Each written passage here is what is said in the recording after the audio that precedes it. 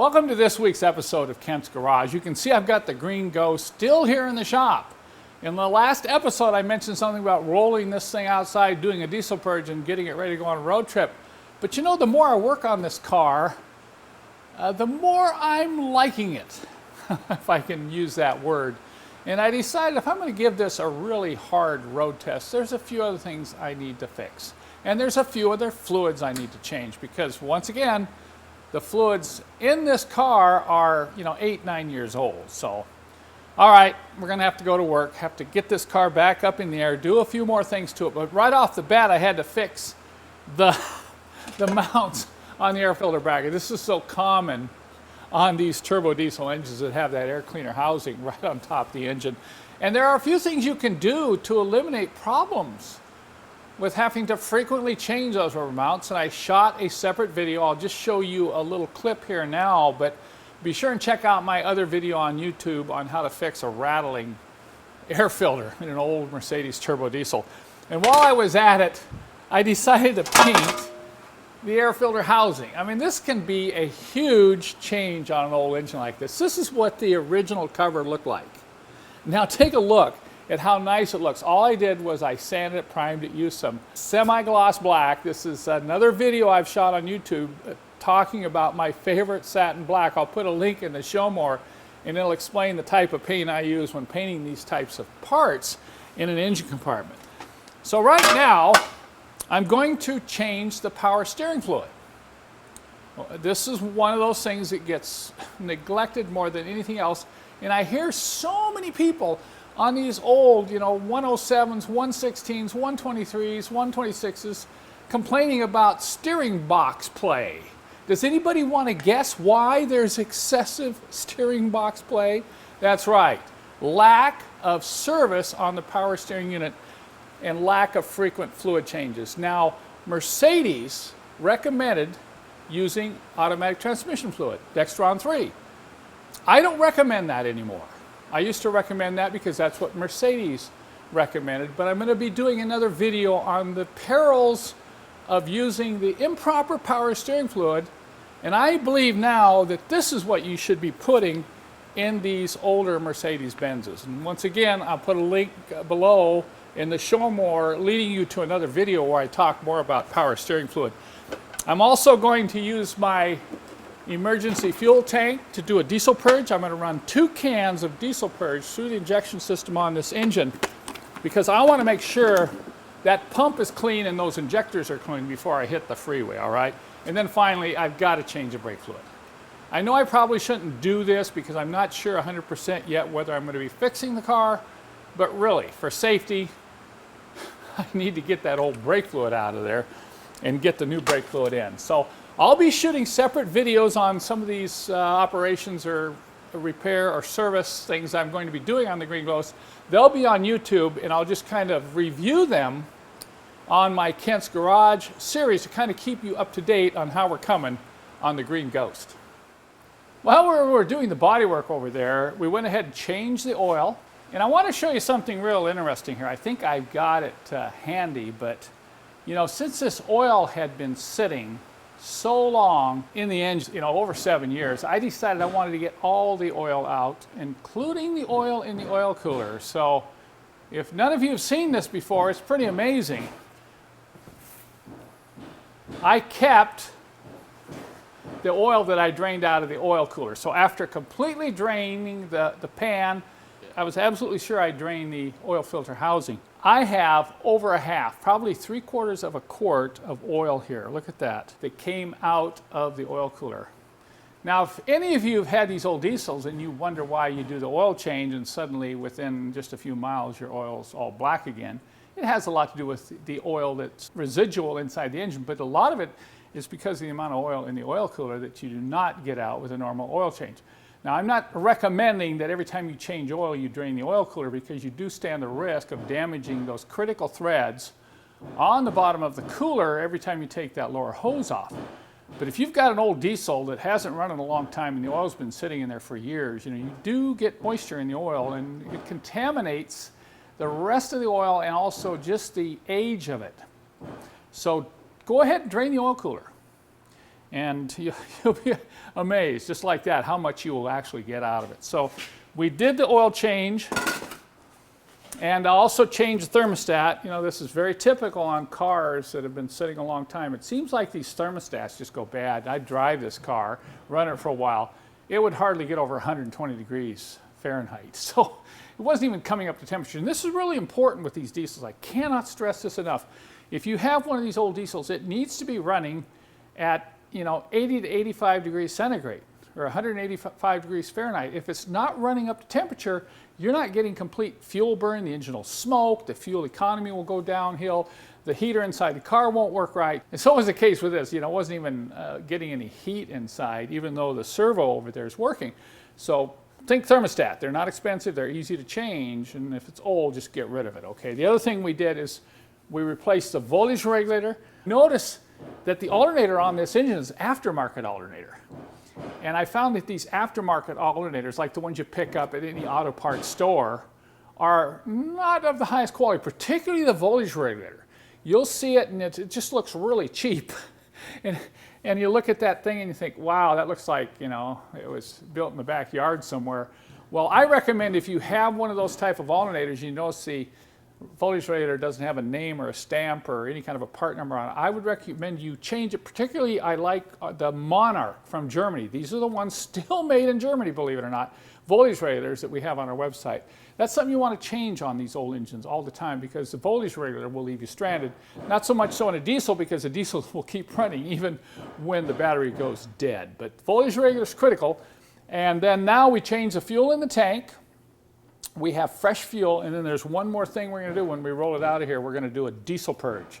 This is the very best medicine for old, tired, sick diesels or diesels that have sat a long time. You're going to get a lot of junk and varnish and crud that's sitting around inside the injection pump and the injectors.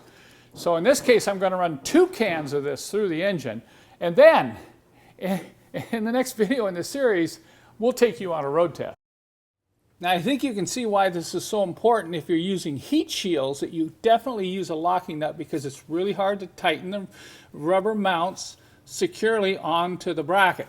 Now, I will get underneath here, I'll install that locking nut and tighten that down, and then I won't have any problem in the future with this thing starting to loosen up at all. Here you can see I have the 3 rubber mounts and heat shields installed.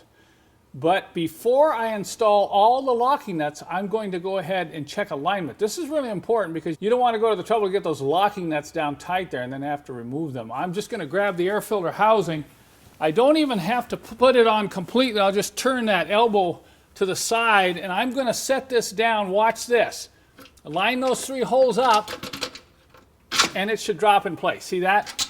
It should just drop in place. If you have to force it, in other words, if you have to get it on one, like here, and then you got to twist it real hard to get it on the other 2 or the other one, then you need to get the alignment right before you completely install this air filter housing, or you're going to have a premature failure on your new rubber shock mounts. And just imagine now you don't have to use that little 10mm nut, to try to tighten this down. It's much easier with a wing nut that we include in my kit. So when you do this, you want to tighten the wing nut down first, get that nice and snug.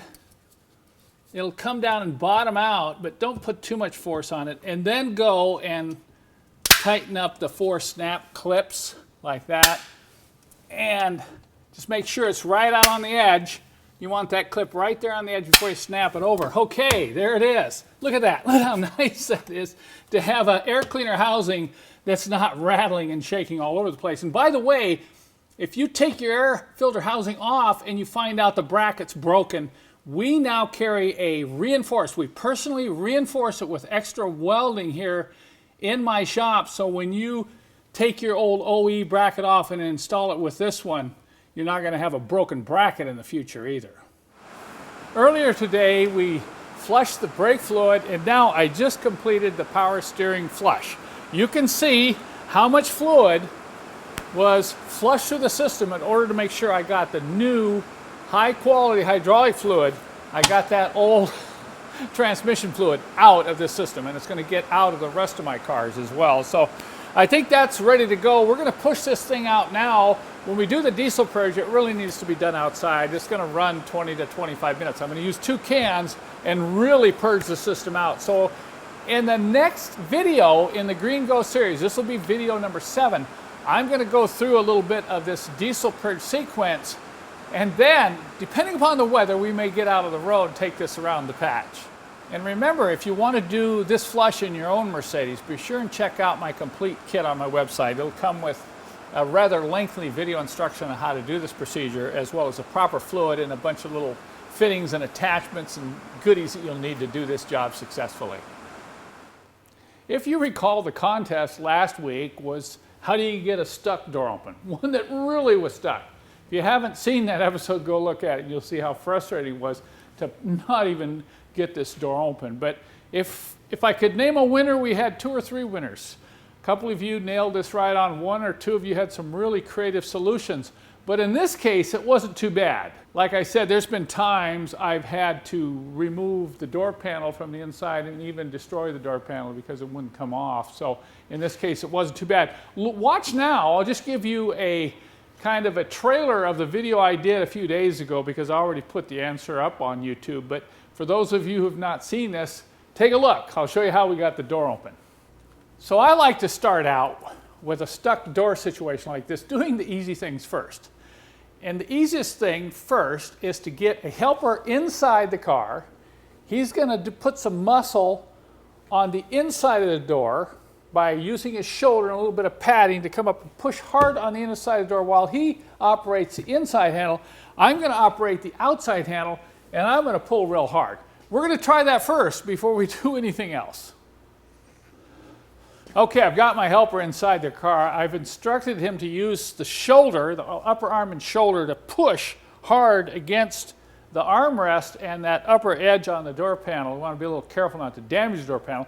He's going to be pulling the inside door pull out while I get over here and yank on the outside door handle while pushing the button in. Let's see what happens. Okay, go ahead. Oh! Look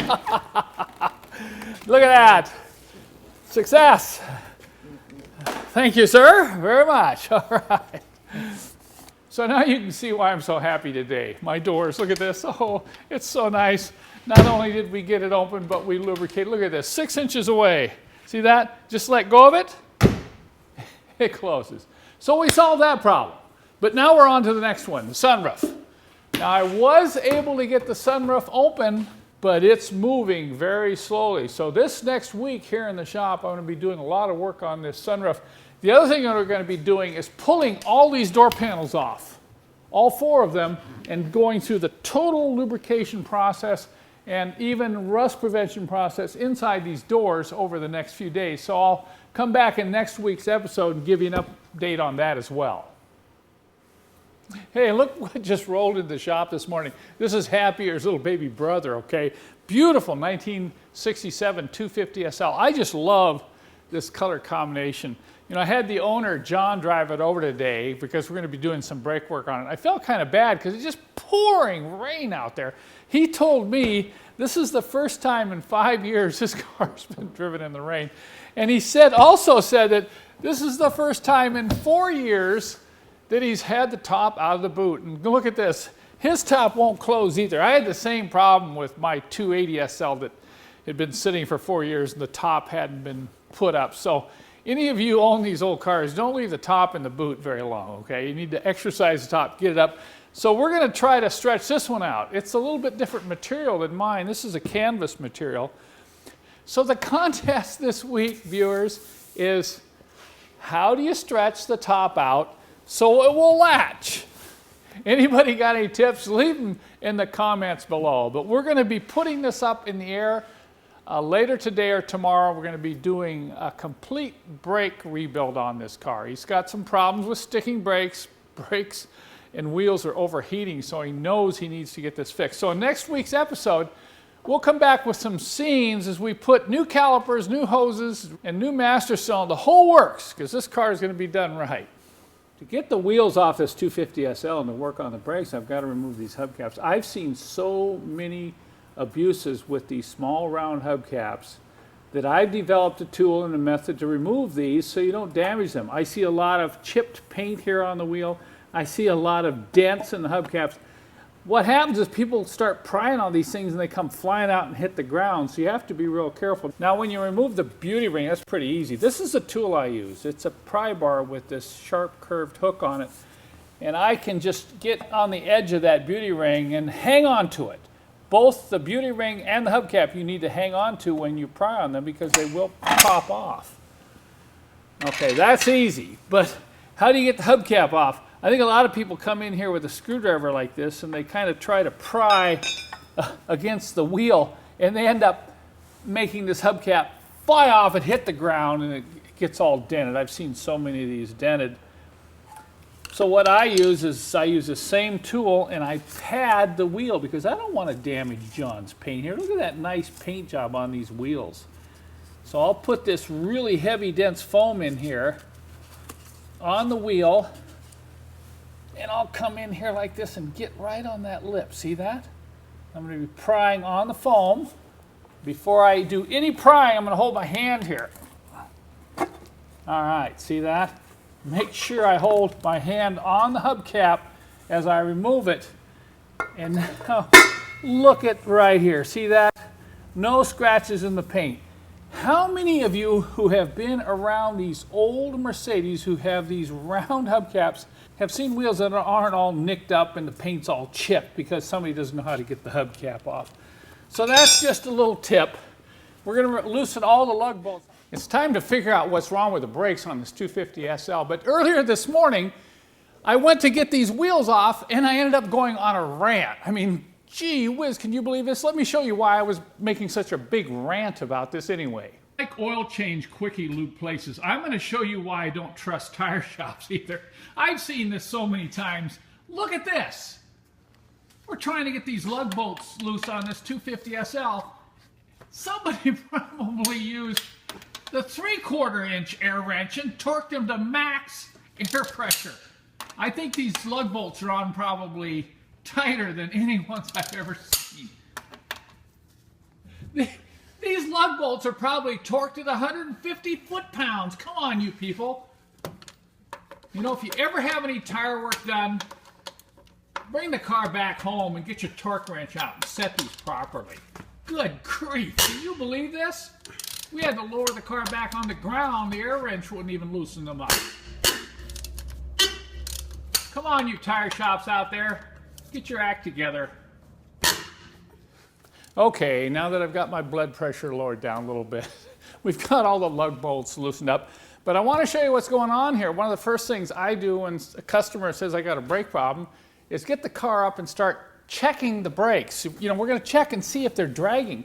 He brought the car saying in that he actually was overheating a wheel, so I wanted to figure out what wheel it is and what's going on. So I've got my mechanic in the car. He's going to hit the brakes. Now, if he hits the brakes and releases them and the wheel's still dragging, that means we have a problem with either a sticking caliper or possibly a plugged flexible brake hose. So look here now. We just put it up in the air and they're not dragging. I mean, it's not moving real easily, but it's not frozen. Now I'm going to have him go ahead and hit the brake hard. Go ahead. Push it on the brake. Okay, release. Are you released?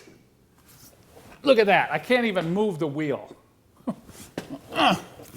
Okay, hit again. Release. Okay, I can get it to move just a little bit. Okay, hit the brake now while I'm moving. Okay. All right. That wore me out. At least on this wheel, we've got a little bit of a dragging problem here. And we're going to have to open things up to find out. Now, in the next scene, I'll show you a little trick you can use in case you have a dragging situation like this. You can kind of find out pretty quickly whether it's a plugged line, a master cylinder situation, or a actual caliper piston sticking here on this rear wheel.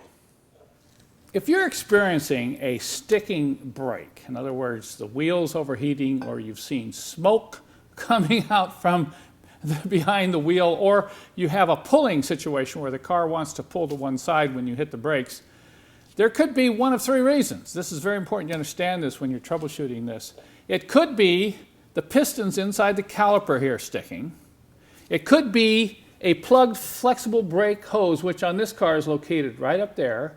Or it could be something wrong with the master cylinder. Yep, that's correct. I've seen master cylinders cause sticking brake problems. So what I'm going to do in this test is I'm going to determine whether or not it's the caliper. Now I've set up here to do a little bleeding. I've got my capture tank. This is the brake fluid capture tank that I sell on my website. So we've just hooked it up. We don't have to worry about brake fluid dripping on the floor. I've got the wrench on the bleeder fitting. I'm going to have my mechanic pump up the brake so it locks the caliper onto the rotor, and then he's going to release it. And I'm going to check to see whether or not I can get rotation. Then I'm going to loosen the bleeder fitting. If the wheel suddenly moves, then it's probably not the caliper. It's probably either the hose or the master cylinder. So let's try this out. First, I'm using a pry bar here because with the wheel off, you know, it's very hard to, to rotate just the rotor. Okay, so that's pretty stiff. All right, go ahead and hit the brake hard. Okay, release. Okay, see that? We've got a stuck rotor right now. I'm not pushing too hard because I don't want to release it.